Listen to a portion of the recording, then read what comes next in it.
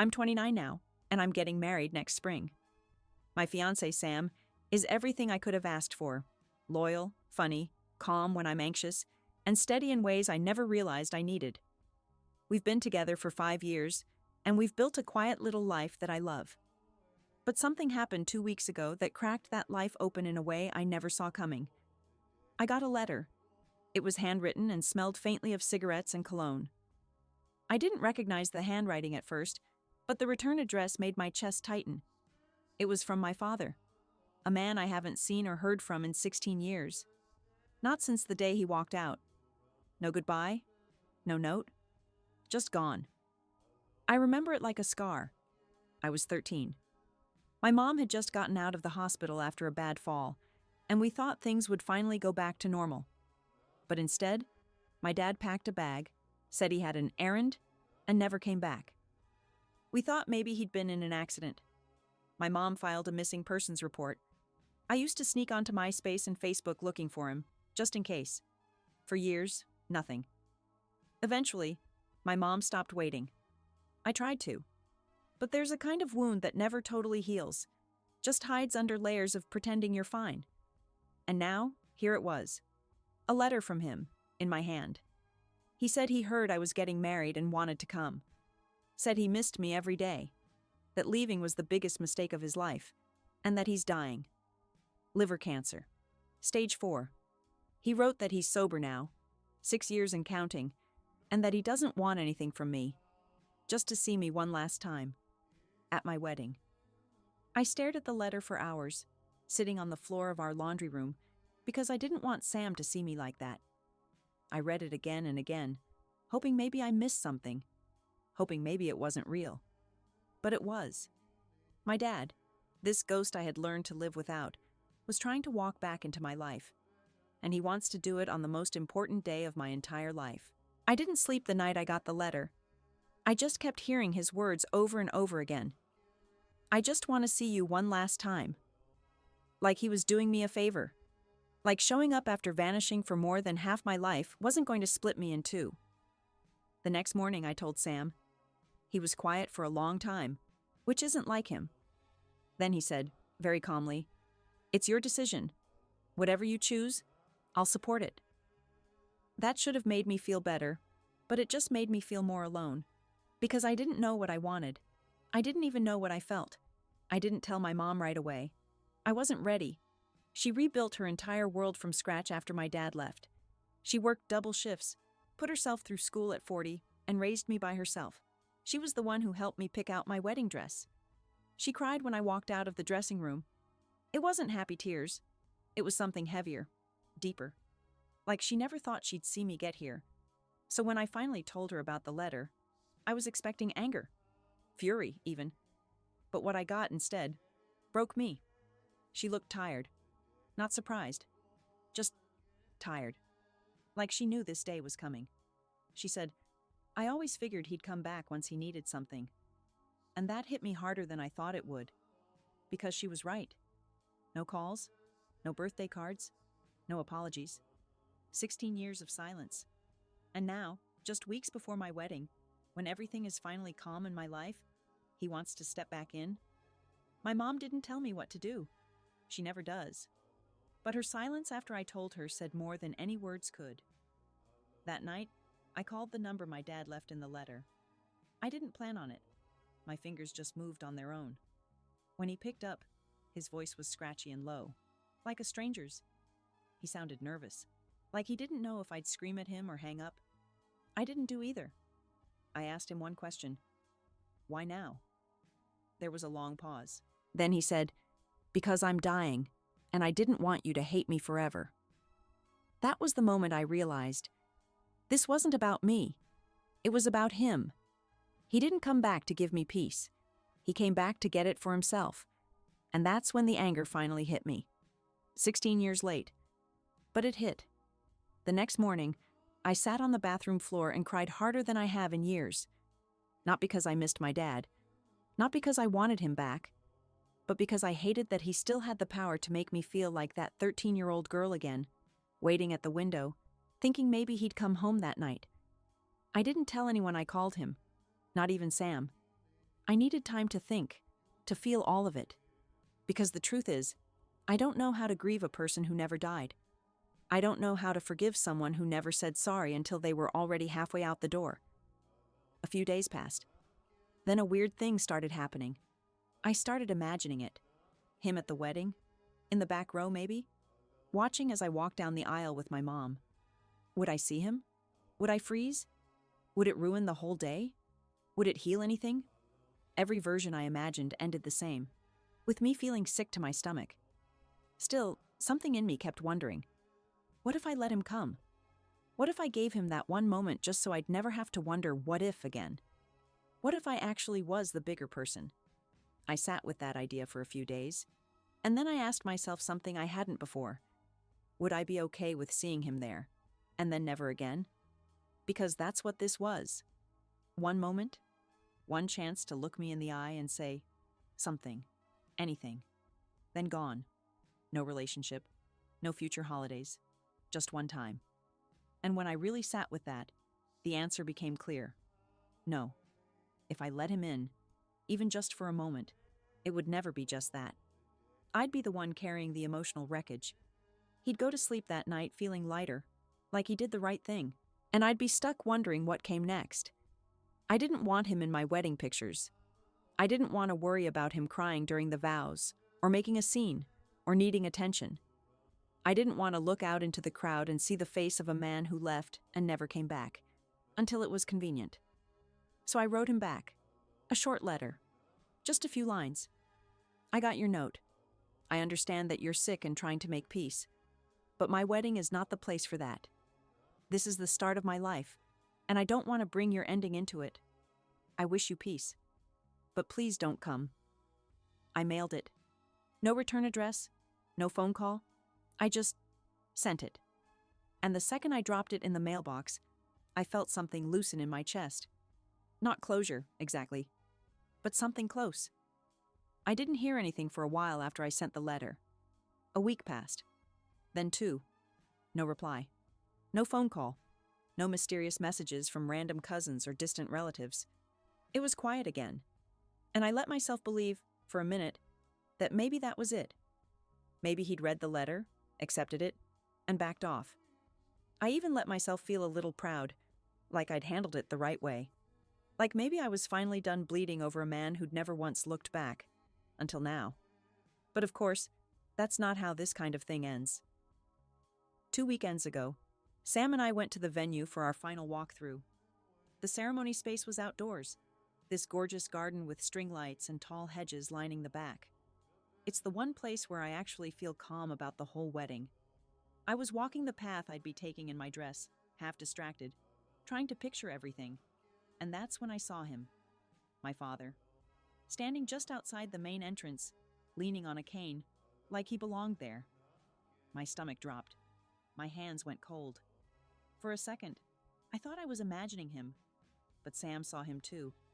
He moved in front of me, like instinct, like protection. My dad just raised a hand, awkward, like he didn't know whether to wave or apologize. I could barely hear my own thoughts, but I walked over anyway. Sam stayed close. My dad looked thinner, older than I expected. Not fragile, but smaller somehow. And he spoke first. He said, "I'm sorry. I know you told me not to come, but I had to see you. Just once." I didn't say anything. He went on, like I was supposed to just listen. He said the cancer was worse than they thought. He had maybe a few months left. He said he's been living in a halfway house, working part-time at some hardware store, and that he'd written me letters before, but always chickened out. He said he's clean now. Said he's done trying to justify what he did. "I don't want anything," he added. "Not money, not forgiveness. I just wanted to see the woman you became." And I swear, for 1 second, I felt sorry for him. Just a flicker of it. But then something in me snapped. I asked him if he remembered my 13th birthday, the one he missed, the one where I cried in the bathroom while my mom tried to convince everyone I had a stomach bug. He just stood there, blinking like he didn't know what to say. I asked him if he knew I graduated college early, if he knew I once had to call a cab at 2 a.m. to take my mom to the ER because she was sick and I was too young to drive. Again, silence. I told him, flat out, that this wasn't his moment. It was mine. And he didn't get to hijack it just because he had regrets. Sam didn't say a word the entire time. Just stood by me. Solid. Eventually, my dad nodded. He said he understood. That he'd go. And he did. He walked back to the car he came in, an old beat-up thing, and drove away. I haven't heard from him since. But the scariest part? I don't know if I want to. 2 days after he showed up at the venue, the messages started. At first, it was just one. From a name I didn't recognize. A woman claiming to be his nurse from the halfway house. She said he came back heartbroken, that he'd tried so hard to do the right thing, and that I'd crushed a dying man's spirit. Then came another. A Facebook message from an old family friend I hadn't spoken to in years. Same tone. He's trying. You'll regret this. People can change. Then another. And another. Apparently he'd told a handful of people that he had seen me, that we'd had this meaningful conversation, and that I was the one holding back now. That I was being cold. That I was protecting some kind of grudge, and couldn't let go of the past. And that's the part that made my blood boil. Because he made me the villain in his redemption story. Like I was the final obstacle he had to overcome. Like the pain he left behind didn't matter as much as the performance of coming back and saying sorry. I showed Sam one of the messages, and he asked me if I wanted to respond. I didn't. Because none of those people were there when I cried myself to sleep for months after he left. None of them saw my mom work herself into the ground just to keep the lights on. None of them saw me stare at the audience during my high school graduation, scanning every face, just hoping for a glimpse of him. They saw one version of him, one desperate man in a hospital bed saying he wanted to fix things. They didn't see what he broke. But even still, the guilt crept in. I started wondering if I really was being too harsh. If maybe I should let him come to the wedding, just to make peace. Let him sit in the back, say his final goodbyes, whatever it took to end this thing clean. So I called my mom. I told her everything. The visit, the messages, the weird sense that this wasn't over. And she said something I'll never forget. Honey, the apology isn't the end. It's the beginning. If he really meant it, he'd still be here, quietly, consistently, without an audience. And that hit me like a freight train, because she was right. Real change doesn't demand applause. And suddenly, I saw it all clearly. This wasn't about healing. It was about performance, and I wasn't going to be part of it. The next morning, I woke up with a pit in my stomach. Not fear, not sadness, just this heavy sense of urgency. Like if I didn't shut this down now, it would never stop. My wedding was still weeks away, but it felt like this whole thing was starting to swallow it. What should have been the happiest chapter of my life was becoming a stage for someone else's guilt. I needed to set a line no one could cross. So I sat down and wrote one last message. Not to my dad. I'd already said what I needed to say to him. But to the people messaging me. The nurses. The friends. The random names I barely recognized who had suddenly found their way into my inbox. I kept it simple. You don't know me. You don't know what I went through. You only know his version of the story. Please don't message me again. My father had 16 years to be part of my life. He chose not to. I'm allowed to protect my peace. Do not contact me about this again. I posted it publicly on my social accounts and locked everything down afterward. Blocked the strangers. Muted the noise. It wasn't about drama. It was about preservation. Sam read the post before I shared it. He didn't say much, just wrapped his arms around me and whispered, "Good." Later that day, I got a call from my mom. She told me she was proud of me, that I'd done what she couldn't back then, set a clear boundary, and stuck to it. And that meant more than I expected. Because here's the thing, no one tells you about estranged parents coming back. There's no manual for it, no step-by-step guide to handling a ghost who suddenly wants to be a person again. People think closure looks like hugs and forgiveness and teary reunions. But sometimes, it's just silence, a line in the sand, and you saying, no. No to more chaos, no to rewriting the past, no to sacrificing your peace just so someone else can sleep better. My dad didn't try to reach out again. Not directly anyway, But someone did leave a voicemail on our venue's line a few days later. It was short, just a man's voice saying, "I'll be there. I have a right." No name, no number. Just that. And suddenly, I wasn't wondering if he'd try to come to the wedding. I was wondering how to stop him. The voicemail spun in my head for hours. Just 6 words. "I'll be there. I have a right." Not a request. Not remorse.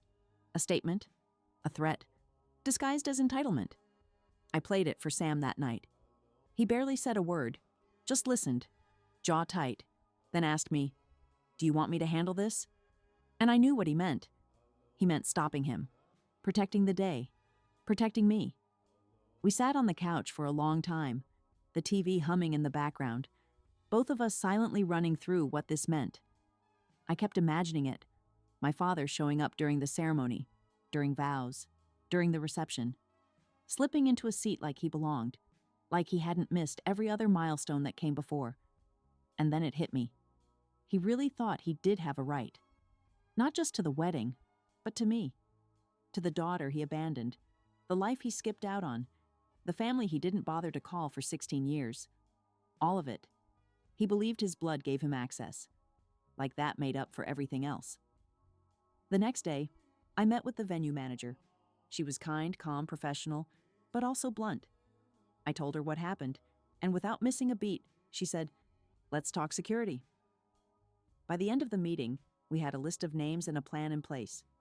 My dad's name went at the top of the "do not admit under any circumstances" list. We arranged for a staff member to monitor the parking lot starting an hour before the ceremony.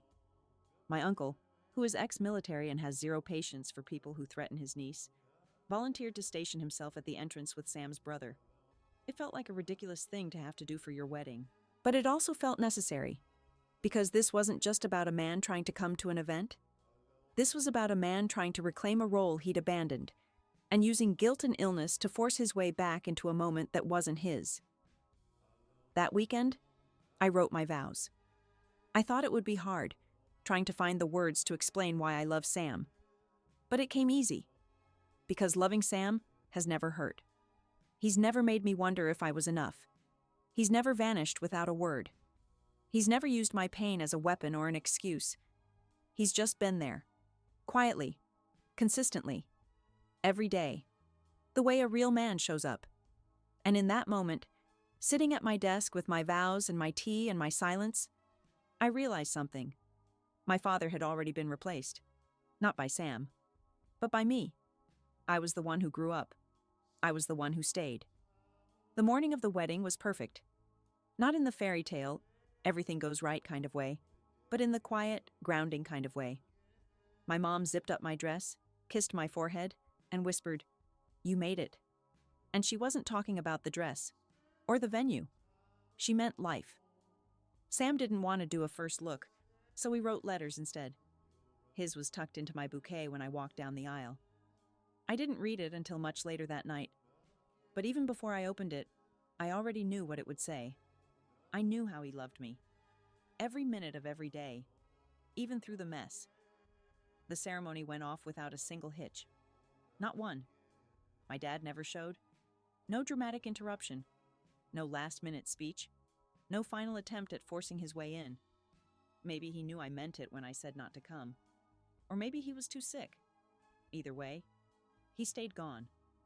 We said our vows under the string lights in the garden, surrounded by the people who never left. My uncle, who stepped in like a second father when I was 15. My best friend from college who drove 5 hours just to help set up the night before. Sam's sister, who cried harder than I did during the ceremony. My mom, front row, holding tissues she never used because she wanted to catch every second with clear eyes. And me. I stood there, steady, in the same body that once begged for my father to come home, and didn't flinch when he didn't. At the reception, someone asked if my dad had come. Just casually, not knowing the story. I smiled and said, "No, he couldn't make it." And that was true. He couldn't. Because the kind of man who walks out on his child doesn't get to walk her down the aisle. The kind of man who vanishes for 16 years doesn't get to come back just to witness the pretty parts. The kind of man who only shows up when he's dying was never really here to begin with. I danced with Sam, barefoot in the grass by the end of the night. I laughed so hard I nearly dropped cake down my dress. I hugged every single guest who came. And when the party was over, I sat alone for just a moment and took it all in. And I realized, my father's absence didn't ruin my wedding. His absence made room. Room for the people who chose to be there, who chose me. And maybe, in some strange, twisted way, that's the gift he gave me. By walking out all those years ago, he made sure I'd never mistake blood for love again. And I never will.